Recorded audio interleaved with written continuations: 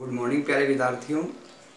हमारा जो अध्याय है जल संसाधन का अध्याय चल रहा है, उसी के बारे में हम अब आगे पढ़ेंगे।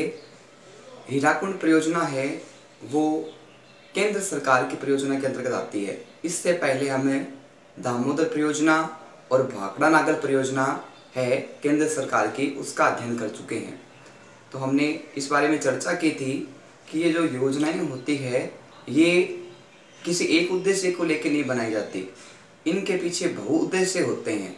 और जिन क्षेत्रों में जो समस्याएं रहती है, चाहे वो आपदा से संबंधित हो, चाहे वो बाढ़ से संबंधित हो, चाहे वो भूमि अपरदन से संबंधित हो, चाहे वो मार्ग अपरदन से संबंधित हो, इन समस्याओं से छुटकारा पाने के लिए, इन समस्याओं से निजात पाने के लिए इन परियोजनाओं का निर्माण किया जाता है। तो ये परियोजनाएं हैं वो किसी एक क्षेत्र से संबंधित भी हो सकती है और बहु क्षेत्र से संबंधित भी हो सकती है। जब इन परियोजनाओं का निर्माण एक से अधिक राज्यों के द्वारा किया जाता है, यानी एक से अधिक राज्यों को जब इनसे लाभ पहुंचता है तो उनको संयुक्त परियोजनाएं कहा जाता है। और जब एक से अधिक राज्यों को लाभ न पहुंचकर किसी एक राज्य विशेष को इससे लाभ पहुंचता है तो ये एक ही राज्य की परियोजनाएं कहलाती है। तो हम आज पढ़ेंगे हीराकुंड बांध के बारे में। हीराकुंड बांध है वो विश्व का सबसे लंबा बांध आता है। ध्यान रखना कि विश्व के सबसे लंबे बांधों की बात करें तो विश्व का सबसे लंबा बांध है हीराकुंड बांध। इसकी लंबाई अधिक होने के कारण इसको विश्व में सबसे अधिक बड़ा व लंबा बांध बताया गया है। अब बात आती है कि इसका निर्माण है वो किन के द्वारा किया गया है। तो ध्यान रखना, मानव द्वारा इस बांध का निर्माण किया गया है और इस बांध में उच्च क्वालिटी की सीमेंट है, पत्थर है, कंक्रीट लगाए गए हैं और इस बांध को बहुत ही सुंदर व आकर्षक बनाया गया है। इसको बनाने में काफ़ी समय लगा है और काफ़ी खर्चा भी हुआ है, लेकिन ये काफ़ी मजबूत और लंबा बांध बनाया गया है। अब बात आती है कि जो हीराकुंड बांध है ये किस राज्य से संबंधित है। क्या ये एक से अधिक राज्यों से संबंधित है या फिर एक ही राज्य से संबंधित है। तो ध्यान रखना कि जो हीराकुंड बांध है वो ओडिशा राज्य से संबंधित है। ध्यान रखना, इसे ओडिशा राज्य और उसके कुछ आसपास के कुछ अन्य जो राज्य हैं उनको विशेष लाभ पहुंचता है। ध्यान रखना, हीराकुंड बांध कहाँ बनाया गया है, ओडिशा राज्य से संबंधित है विशेष तौर पे। अब बात आती है कि मौसम के आधार पे जो महानदी है उससे क्या है कि कुछ क्षेत्रों में कुछ जो विभाग है वहाँ क्या है पानी की अधिकता रहती है और कुछ समय में क्या है कि पानी की न्यूनता रहती है। तो ये महानदी है अपनी स्थिति के आधार पे, अपने उफान के आधार पे, समय समय के आधार पे अपने विकट और अनोखे रूप देखने को लाती है सामने। अनोखे रूप का मतलब हो गया कि जब मानसून काल होता है, बात करते हैं अपन मानसून काल की। मानसून काल का मतलब है वर्षा काल, जिस समय बारिश से होने का समय होता है। तो उस समय जो महानदी का जो आसपास के नदी घाटी के क्षेत्र हैं वहां पे क्या है बाढ़ की स्थिति उत्पन्न हो जाती है।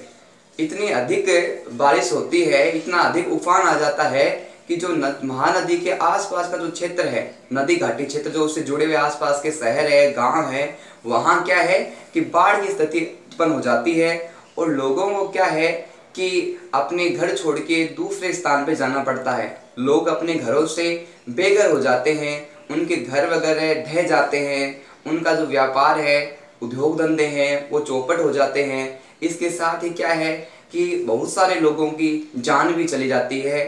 सरकार पूर्ण रूप से अपने प्रयास करती है, लेकिन उसके बाद भी क्या है कि लोगों को आर्थिक व जन हानि से बचाने का प्रयास है वो कुछ हद तक तो सफल होता है, जबकि कुछ हद तक क्या होता है कि नुकसान का सामना करना पड़ता है। तो ध्यान रखना, मानसून काल में जो महानदी है अपना प्रकोप दिखाती है और प्रत्येक जन को उस क्षेत्र से जो जुड़े हुए हैं उनको नुकसान का सामना करना पड़ता है, उनको हानि का सामना करना पड़ता है। उसकी भरपाई करने में वापस बहुत अधिक समय लग जाता है। अब बात आती है सामान्य काल की। हमने बात की अभी मानसून काल की। जब सामान्य काल होता है तो महानदी है इसका एक दूसरा ही रूप देखने को मिलता है। जब मानसून काल में बाढ़ की स्थिति उत्पन्न हो जाती है तो सामान्य काल में वहाँ पानी की एकदम न्यूनता रहती है और पानी के न होने के कारण स्थितियाँ है वो सूखे व अकाल की उत्पन्न हो जाती है। बात आती है सूखे और अकाल की। सूखे का मतलब होता है कि पानी है वो पेयजल के रूप में या सिंचाई के रूप में या सामान्य आवश्यकताओं के रूप में भी उपलब्ध नहीं रहता वहाँ पे। तो जब एक बार बाढ़ की स्थिति है, पानी अधिक हो रहा है, दूसरे जो सामान्य काल में क्या है कि पानी है वो पेयजल, सिंचाई और सामान्य आवश्यकताओं की पूर्ति के लिए भी नहीं बचता। अब बात आती है कि जब पानी नहीं बचता तो उस क्षेत्र में जो आसपास के क्षेत्र जुड़े हुए हैं वहाँ अकाल की स्थिति उत्पन्न हो जाती है। अकाल का मतलब होता है कि जब खेतों में अपने उत्पादन नहीं हो और पशुओं के लिए जब चारा वगैरह भी उपलब्ध नहीं हो तो ऐसी स्थिति को हमें अकाल की स्थिति कह सकते हैं। तो महानदी के दो रूप देखने को मिलते हैं। जब मानसून का समय हुआ तो हमें बाढ़ की स्थिति का सामना वहाँ क्षेत्र के लोगों को करना पड़ता है, और जब सामान्य काल का समय होता है तो लोगों के पास सिंचाई और पेयजल की व्यवस्था भी सही तरीके से नहीं हो पाती और उनको सूखे व अकाल की स्थिति का सामना करना पड़ता है। तो इस प्रकार महानदी है उसके दो रूप देखने को मिलते हैं, बाढ़ की स्थिति का और दूसरा अकाल व सूखे की स्थिति का, जो पानी के अभाव के कारण उत्पन्न होती है। अब बात आती है कि ये जो हीराकुंड बांध है ये किस नदी से संबंधित है। ध्यान रखना, तो महानदी से हीराकुंड बांध का संबंध है। महानदी की स्थिति के कारण क्या है कि ये समस्याएं उत्पन्न होती है, क्योंकि जब पानी की अधिकता होती है तो महानदी अपने चरम पे होती है, अपने उफान पे होती है और आसपास के क्षेत्रों को तबाही मचा देती है, नुकसान कर देती है। और जब सामान्य स्थिति में होती है तो लोगों को किसी प्रकार से कुछ राहत सामान्य रूप से मिलती है, कुछ परेशानियों का सामना भी करना पड़ता है। अब बात आती है कि जो ये महानदी है ये किस राज्य में बहती है, इसका बहाव क्षेत्र क्या है प्रमुख रूप से। तो ध्यान रखना, महानदी है प्रमुख रूप से दो राज्यों में इसका विस्तार है, दो राज्यों में गुजरती है। प्रमुख रूप से छत्तीसगढ़ और ओडिशा, इन दो राज्यों की प्रमुख रूप से महानदी है और इसमें इसका काफी विस्तार जल क्षेत्र का है और बहुत सारी इससे आवश्यकताएं भी पूर्ति होती। इस प्रकार जो महानदी है वो दो राज्यों की नदी हो गई, किस किस की, छत्तीसगढ़ और ओडिशा की महानदी।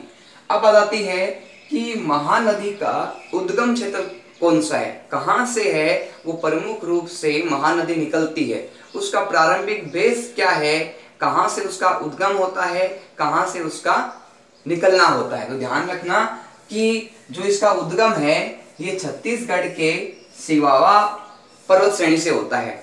ध्यान रखना कि इसका जो निकलना है वो ध्यान रखना ओडिशा से न होके छत्तीसगढ़ से होता है, और छत्तीसगढ़ के कौन से स्थान से होता है, ध्यान रखना सिवावा पर्वत श्रेणी से इसका जो उद्गम है, इसका जो बाहर निकलना है वहां से होता है।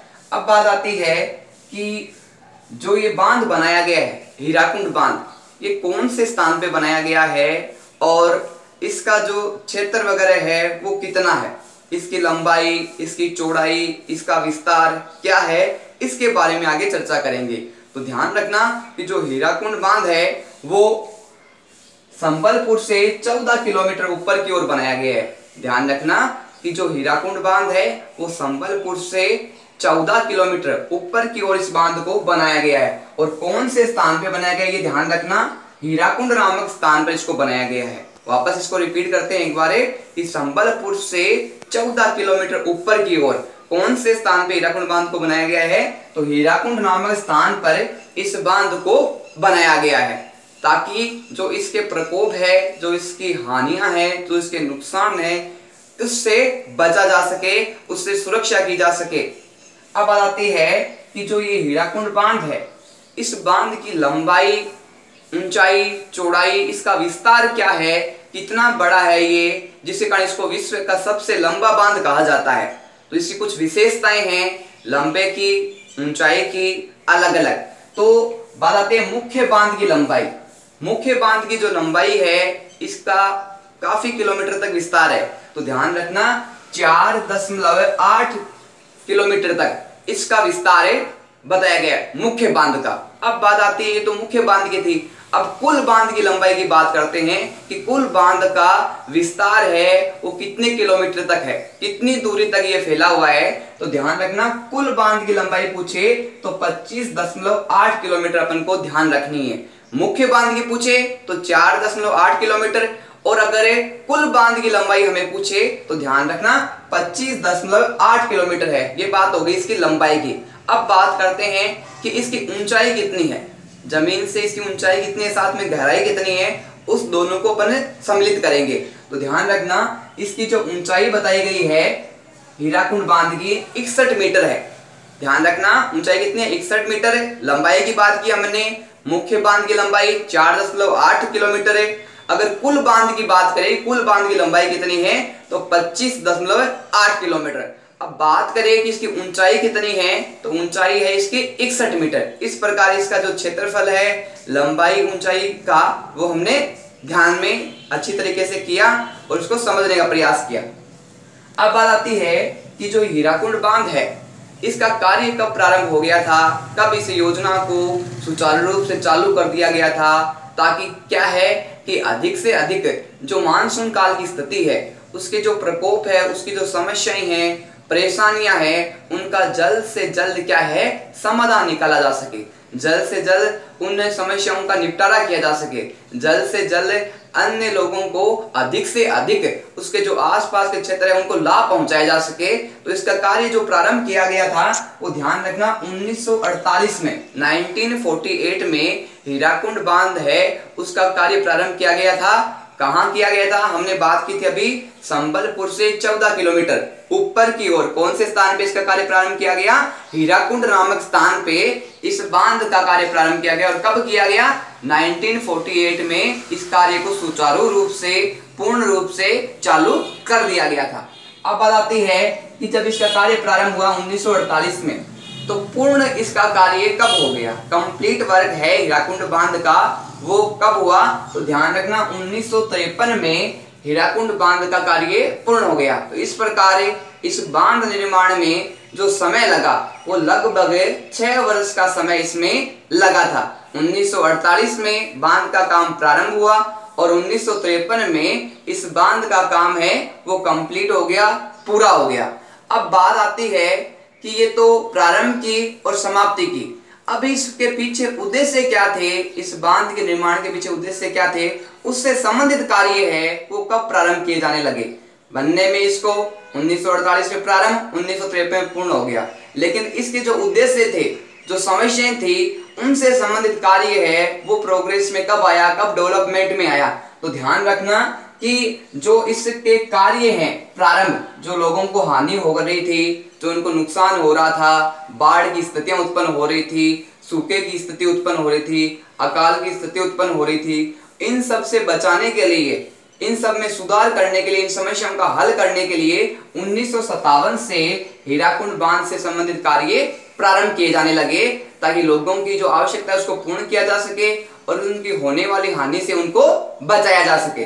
अब बात आती है कि महानदी को क्या है कि एक राज्य है वहां पे शोक के नाम से जाना जाता है। शोक का मतलब होता है कि हम उसकी अति के कारण, हम उसके प्रकोप के कारण उसकी ऐसी स्थिति का सामना करना पड़ता है जो काफी दुखद स्थिति होती है, जो एक प्रकार से निंदनीय स्थिति होती है। तो ध्यान रखना, ओडिशा है उसको महानदी के कारण शोक के नाम से जाना जाता है, क्योंकि इसका इतना प्रकोप ओडिशा राज्य को देखने को मिलता है कि बहुत सारी समस्याएं उत्पन्न वहां हो जाती है। तो ध्यान रखना, महानदी को किस नाम से जाना जाता है, ओडिशा के शोक के नाम से जाना जाता है। लेकिन जब बांध बनाया गया तो उसके बाद में स्थितियां काफी कुछ कंट्रोल में कर ली गई, काफी कुछ नियंत्रण में कर ली गई। पहले जो जितनी परेशानियां थी उतनी परेशानियां बाद में नहीं रही, नियंत्रण इन पे लगभग कर लिया गया है। लेकिन फिर भी क्या है, मानसून काल में कुछ समस्याओं का सामना ओडिशा राज्य को करना पड़ता है। अब बात आती है कि इस बांध के तहत जो कुल पानी इकट्ठा होता है या संचित होता है वो कितना पानी है, वो है करोड़ों में उसकी लीटर के अंतर्गत पानी आता है। ध्यान रखना, तो ध्यान रखना कि इसमें जो संचित पानी है, जो पानी इकट्ठा रहता है या उसका जो भराव रहता है, वो लगभग ध्यान रखना 810 करोड़ घन मीटर तक पानी है। उसमें रहता है उपस्थित, और बाद में आवश्यकता के आधार पे उस पानी को अलग अलग स्थानों पे नहरों के माध्यम से छोड़ दिया जाता है और वहां की आवश्यकताओं को पूरा कर दिया जाता है। बात आती है कि हीराकुंड बांध के अलावा कुछ अन्य बांध भी उस समय बनाए गए थे। तो ध्यान रखना कि 2 अन्य बांध है वो उस समय बनाए गए थे, जिसके कारण क्या है, हीराकुंड बांध है वो एक अलग ही अनोखा आकर्षण का केंद्र बना हुआ है और एक विशेष योग्यता अपनी विश्व में रखता है। तो ध्यान रखना, इसके तहत 2 अन्य बांध बनाए गए हैं। पहला जो बांध है उसका नाम है तिकरा पाड़ा बांध। ध्यान रखना, पहला बांध कौन सा है, तिकरा पाड़ा बांध, और दूसरा जो बांध है वो है नराज बांध। इस प्रकार क्या है कि उस समय कुल कितने बांध बनाए गए, तो ध्यान रखना, एक तो हीराकुंड बांध हो गया, दूसरा जो अन्य 2 बांध बनाए गए थे उसमें पहला बांध है तिकरा पाड़ा और दूसरा जो बांध है वो है नराज बांध। अब बात आती है कि जो हीराकुंड बांध बनाया गया, इससे जो कार्य किए गए उनको 2 चरणों में कार्यों को पूर्ण किया गया है। मतलब 2 पार्ट के अंतर्गत इसके जो कार्य है वो प्रारंभ किए गए थे, जिनको हम 2 चरण के नाम से जानते हैं। तो ध्यान रखना, हीराकुंड बांध का कार्य है वो कितने चरणों में पूर्ण किया गया, तो ध्यान रखना 2 चरणों में हीराकुंड बांध के कार्यों को पूर्ण किया गया। हम इस चरणों को दोनों को डायग्राम के माध्यम से समझने का प्रयास करेंगे ताकि आपको अच्छी तरीके से समझ में आ सके। कितने चरण है, 2 चरण। अब जो पहला चरण था वो था नहरों का।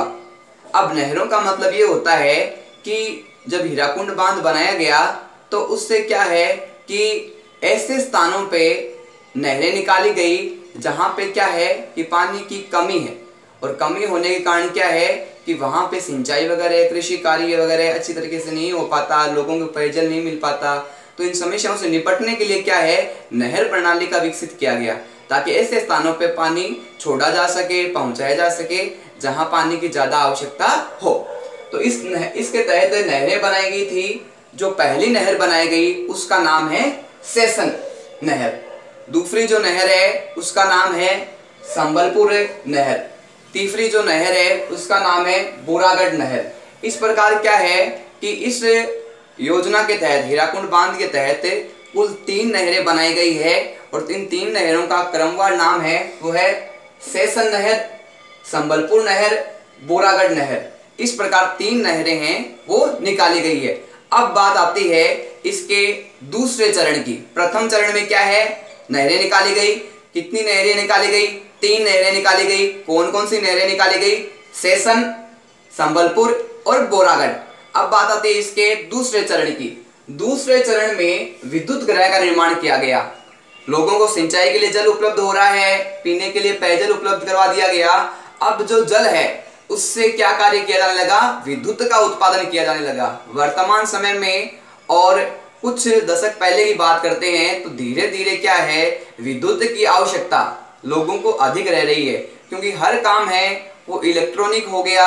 हर काम में क्या है, बिजली की आवश्यकता होती है। तो बिजली की आवश्यकता साथ में पूर्ण कैसे की जाए, कैसे उसको बढ़ाया जाए, इसके तहत क्या है कि हीराकुंड बांध है उसके दूसरे चरण में विद्युत ग्रहों का निर्माण किया गया ताकि बिजली का उत्पादन किया जा सके और आसपास के जो क्षेत्र और राज्य हैं उनको बिजली पहुंचाई जा सके। तो ध्यान रखना कि दूसरे चरण में किसका निर्माण किया गया, विद्युत ग्रहों का निर्माण किया गया है।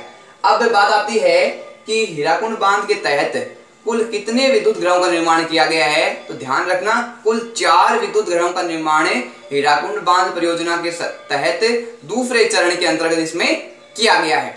अब बात आती है कि ये जो विद्युत ग्रह बनाए गए हैं ये कौन से स्थान पे बनाए गए हैं, तो ध्यान रखना चिपलीमा नामक स्थान है, वहां पे इन 4 विद्युत ग्रहों का निर्माण किया गया है। कितने विद्युत ग्रह, 4 विद्युत ग्रह। स्थान कौन सा, चिपलीमा नामक स्थान है, वहां पे इन विद्युत ग्रहों का निर्माण किया गया है। अब बात आती है कि जो हीराकुंड बांध से विद्युत ग्रह बनाए गए हैं 4, उनसे विद्युत का उत्पादन कितना होता है, विद्युत उत्पादन की क्षमता कितनी है, तो ध्यान रखना कि जो उसकी उत्पादन क्षमता है विद्युत की वो है 307.5 मेगावाट बिजली है वो उत्पन्न होती है। कितनी होती है विद्युत की उत्पादन क्षमता, कितनी है, 307.5 मेगावाट है वो बिजली का उत्पादन किया जाता है। अब बात आती है बिजली तो उत्पादन हो गई, अब उस बिजली को कौन से क्षेत्रों में, कौन से राज्यों में उनका लाभ मिलता है,